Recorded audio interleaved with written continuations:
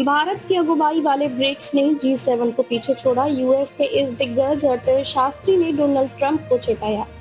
भारत की अगुवाई वाले ब्रिक्स ने वैश्विक उत्पाद में G7 को पीछे छोड़ दिया है। ब्रिक्स देशों के वैश्विक उत्पादन में 35% की हिस्सेदारी है, जबकि G7 का योगदान 28% है। अर्थशास्त्री रिचर्ड वुल्फ ने कहा है कि वैश्विक अर्थव्यवस्था में बड़ा बदलाव आ रहा है और भारत पर रूस से तेल खरीदना दिखाता है कि शक्ति ब्रिक्स की ओर झुक रही है। भारत की अगुवाई वाले ब्रिक्स ने वैश्विक उत्पादन के मोर्चे पर अमेरिका के प्रभुत्व वाले संगठन G7 को पीछे छोड़ दिया है। ब्रिक्स देशों की वैश्विक उत्पादन में हिस्सेदारी 35% हो गई है, वहीं G7 का वैश्विक उत्पादन में योगदान 28% है।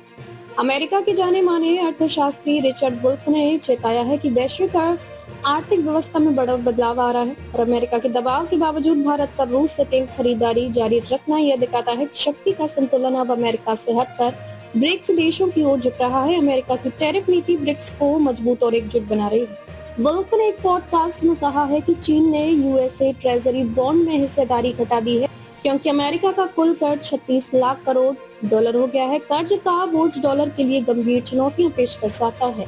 अगर कर्ज बढ़ने का ट्रेंड जारी रहता है तो अमेरिका के लिए कर्ज महंगा हो जाएगा या उसे घरेलू कर्ज में कटौती करनी पड़ेगी। इससे अमेरिका की ग्लोबल लीडर के तौर पर स्थिति कमजोर होगी। अमेरिकी अर्थशास्त्री ने बताया है कि भारत के खिलाफ अमेरिकी टैरिफ को अप्रभावी रणनीति बताया है, जो भारत और दूसरे ब्रिक्स देशों को और करीब ला रही है। उन्होंने कहा कि ट्रंप की नीतियां ब्रिक्स को और बड़ा ज्यादा एकजुट और पश्चिमी की तुलना में सफल आर्थिक विकल्प बना रही है।